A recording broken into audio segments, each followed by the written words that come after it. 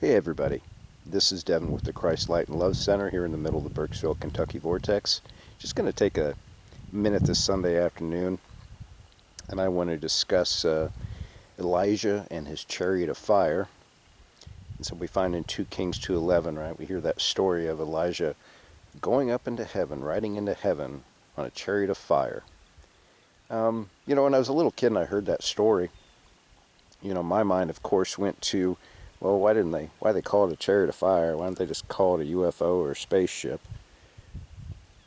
Of course, your Christian theologians, they typically want to say that anything in the Bible that's, whether we talk about a burning bush or we talk about something in reference to fire, like the chariots of fire, they'll typically say, well, this is just a reference to God. So somebody's trying to depict the creator as fire, for whatever reason, although we know the creator's in all things.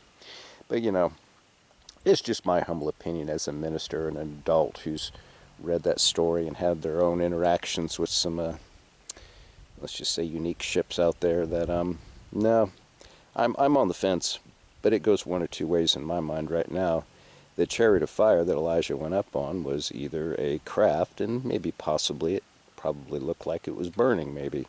And maybe that's the only reference they had at the time, would have been a chariot as something you ride in, and maybe the ship looked like it was on fire, so maybe that's why they called it that. The other camp I kind of fall in, although this isn't maybe, I don't focus on this as much. I still think it was probably a physical craft that Elijah went up on.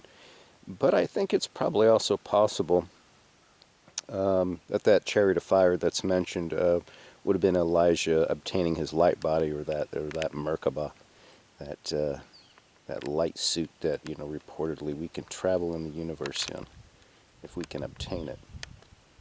I don't know. Either way, I also know that